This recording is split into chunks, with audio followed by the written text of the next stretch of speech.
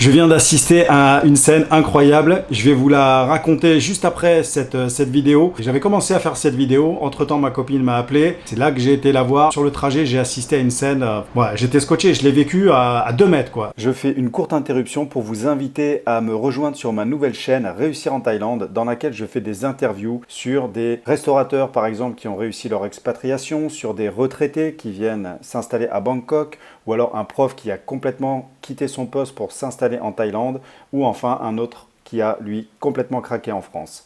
Venez me rejoindre sur ma chaîne Réussir en Thaïlande. Bienvenue dans le pays du sourire et des massages.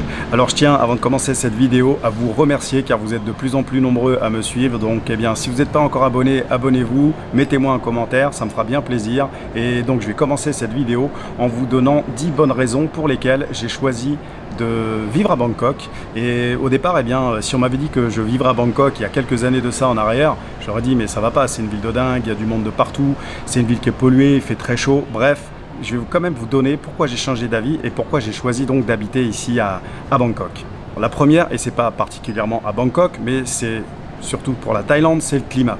Parce que ici il fait toujours beau, il fait toujours chaud. Ok, il y a la saison des pluies, mais franchement ça dure pas très longtemps. Et bref, le climat pour moi c'est le point numéro 1.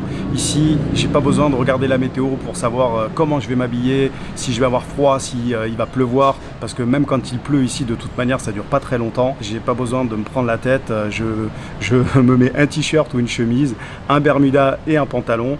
Et puis le tour est joué. La deuxième chose, c'est le coût de la vie. En Thaïlande, le coût de la vie, il est vraiment beaucoup moins cher que dans tous les pays européens et même peut-être américains. Et le coût de la vie, il est vraiment très très faible. Vous pouvez avoir, donc ici par exemple à Bangkok, j'ai fait une vidéo où je vous montre mon logement. Si vous ne l'avez pas encore vu, je vous encourage à aller voir cette vidéo. Je vous donne le prix du logement, je vous montre tout l'environnement du quartier. D'ailleurs, à l'endroit où je me trouve actuellement, je suis en face de mon building. C'est un café, restaurant et il fait même hôtel. Bref, le coût de la vie ici en Thaïlande, il est vraiment très faible. Vous pouvez vous déplacer que ce soit en taxi, que ce soit en métro, c'est pas cher du tout. Les taxis sont 3-4 fois moins chers qu'en France et vous en avez tout le temps, à toute heure et de partout. La troisième chose, c'est la nourriture. La nourriture, elle est variée. Vous pouvez pas vous ennuyer ici. Vous avez toujours de quoi manger.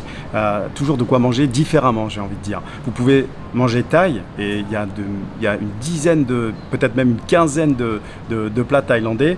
À ce propos, je vais faire une vidéo justement où je vous montrerai les différents plats que vous pouvez tester. Et la plupart du temps, vous avez des plats à partir de 60 bahts. C'est-à-dire que 60 bahts, ça fait environ 2 €. Donc vraiment, la nourriture, c'est quelque chose de très important. D'ailleurs, ici, les Thaïlandais, ils se demandent même pas comment ils vont. Ils se demandent est-ce que tu as mangé et qu'est-ce que tu as mangé. Presque comme si ici, ils allaient toujours très bien, quoi. Vous savez, en France, la plupart du temps, on va parler du temps et on va vous demander comment ça va. Eh bien ici, ils vont pas vous demander ça. Ils vont vous demander est-ce que tu as mangé et qu'est-ce que tu as mangé.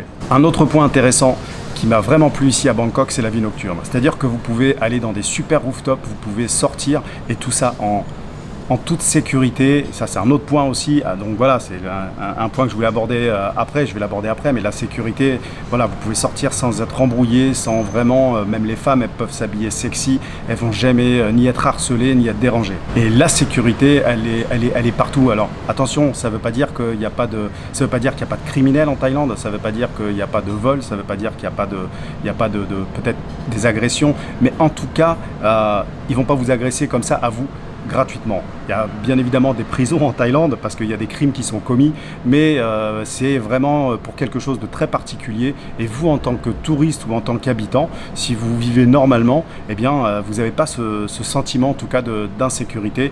Ça, de toute manière, vous devez le retrouver dans toutes les vidéos. À chaque fois que des youtubeurs expliquent comment est la vie en Thaïlande, ils vous disent que vraiment la sécurité, c'est un point vraiment primordial. Et eh bien, même ici, à Bangkok, dans une grande capitale, vous pouvez sortir à n'importe quelle heure en toute sécurité. Maintenant, quand on vit dans un pays, que ce soit en France ou n'importe où, bon, on peut pas passer que son temps à se dorer la pilule à la plage. Ou alors oui, parce qu'on est en retraite et on a fini de travailler. Mais si vous avez besoin de travailler, il y a du business ici à Bangkok. Bangkok regorge d'opportunités, que ça soit au niveau du salariat, que ce soit au niveau de l'entrepreneuriat, vous avez autant de, sinon si ce n'est plus, d'opportunités que vous allez avoir en France. C'est un pays en plein boom économique. Donc vraiment, au niveau du business, moi j'ai rencontré il n'y a pas plus longtemps que la semaine dernière des Français et ils venaient tous les deux, c'est deux ingénieurs, ils venaient tous les deux donc de s'expatrier. Et alors, en fait, ce qu'ils avaient, eux, c'est qu'ils avaient déjà leur emploi. Tous les deux, ils avaient trouvé leur emploi et ils sont venus ici s'expatrier en Thaïlande. Après, vous pouvez très bien tenter votre chance, venir ici et vous mettre en, ce qu'on va dire, en recherche active pour trouver du travail une fois ici sur place. Donc, c'est pas forcément la même approche, c'est pas forcément la même chose, mais en tout cas, ça peut être une façon de faire et une façon eh bien, de faire le premier pas pour venir ici en Thaïlande. Concernant les hôpitaux, j'ai été obligé d'aller à l'hôpital et bon, alors. Avant de venir à Bangkok et avant de venir en Thaïlande, pour moi, j'avais plutôt l'impression que si on se faisait opérer ou si on avait quelque chose, ça se faisait peut-être à l'arrière d'une cuisine ou dans un garage. Bon, bien sûr, je grossis le truc, mais voilà, je ne pensais pas que c'était à ce point exceptionnel. Déjà, alors moi j'y étais tout bêtement, j'avais repris la natation et je me suis chopé ce qu'on appelle l'otite du nageur dans la piscine. Et donc j'avais vraiment mal à l'oreille, j'ai laissé un petit peu traîner. Ma copine, elle m'a dit bon, il faut aller à l'hôpital. Bon, bref, j'ai fini par y aller. Alors, c'est incroyable. J'arrive, alors vous avez besoin de votre passeport, vous arrivez, ils prennent votre passeport. 2 minutes après, vous allez dans une salle, on vous prend la tension, on vous pèse, enfin le truc basique. Vous attendez 2 minutes de plus, vous allez dans une autre salle et là vous allez avec, en l'occurrence moi j'avais besoin d'un ORL, il est venu, il m'a ausculté, il m'a sorti un machin comme ça de l'oreille, en fait j'avais un bouchon dans l'oreille, bref, il m'a soigné. Ensuite, avant de quitter l'hôpital, j'ai pas eu besoin de partir dans une pharmacie, c'est-à-dire que j'ai terminé le rendez-vous, j'ai été en bas à l'accueil pour payer, il y avait comme une ordonnance en fait, hein. J'avais mon ordonnance, j'avais mon traitement à prendre pendant une semaine et c'est tout. Et tout ça, j'ai payé 60, en gros je le donne pas en bahts, hein, je le donne en euros, j'ai payé 75 €. Donc pour cette consultation, pour ces soins et pour ces médicaments. Les infrastructures. Alors vous voyez dans mes vidéos, ou en tout cas vous le verrez, je me déplace la plupart du temps en BTS. Le BTS en fait c'est le métro aérien ici à Bangkok. Alors il y en a deux, hein. Il y a le métro aérien, il y a le métro souterrain. Le métro souterrain il s'appelle le MRT. Vous vous déplacez très rapidement pour pas cher. D'une station à une autre ça vous coûte 10 ou 15 bahts. C'est vraiment pas cher du tout. Pour vous donner un ordre d'idée, si vous avez 5 ou 6 km à faire, eh bien vous allez payer, je sais pas moi, je crois que c'était dans les 35 bahts, c'est-à-dire vous allez payer 1 € pour si vous êtes un petit peu excentré du centre-ville pour vous déplacer. En plus les métros ici, ça sent bon, ils sont propres. Les gens sont respectueux, ils font la queue, ils ne vous bousculent pas. Il y a du Wi-Fi partout, vous n'êtes pas embêté par le Wi-Fi. Bref, c'est vraiment super. Après, vous pouvez vous déplacer en taxi. Les taxis, c'est pareil, comme je vous disais juste précédemment, il y en a partout, ils sont pas chers. Ou alors, vous pouvez utiliser l'application Grab également, qui est quelques fois moins cher que les taxis. Et si vous êtes un petit peu courageux, vous pouvez prendre le Motoside. Moi, ce que je prends aussi, c'est le scooter, où vous avez la personne là qui vous amène d'un point à un autre. C'est très rapide, ça évite de traîner dans les bouchons. En tout cas, c'est une bonne option et ça coûte encore moins cher. Et un autre point qui est important aussi, c'est que d'accord, vous êtes à Bangkok, c'est la ville. Moi, des fois, c'est vrai que je sature un petit peu. Et toutes les 3 semaines, 4 semaines, eh bien, ce que j'aime bien faire, c'est prendre ou la voiture ou l'avion. Alors, pour vous donner un ordre d'idée, vous êtes aux portes des plus belles plages du monde. Les plus belles plages qui sont paradisiaques. Donc vous pouvez prendre l'avion pour aller à Phuket, vous êtes à 1h20 d'avion de Phuket. Vous pouvez aller à Chiang Mai, vous pouvez aller sur l'île de Koh Samui où il y a plein d'autres îles comme ça qui vont être à 1h30, 2h. Et si vous ne voulez pas prendre l'avion, vous pouvez tout simplement par exemple aller à Pattaya ou encore mieux, non, ça dépend de ce que vous voulez aller faire, mais juste à côté de Pattaya, vous avez ce qui s'appelle Jomtien. Et Jomtien, on va dire, c'est un petit peu plus calme, c'est pas la grande fête sur Pattaya. Si vous y allez en voiture, il vous faut même pas 2 heures. Et vous avez des bus, des espèces de petits minibus comme ça, qui vous amènent pour 500 bahts. Donc 500 bahts, ça fait peut-être 15 €. Vous voyez, c'est vraiment pour 15 € en fait, vous êtes de Bangkok, vous allez jusqu'à Pattaya.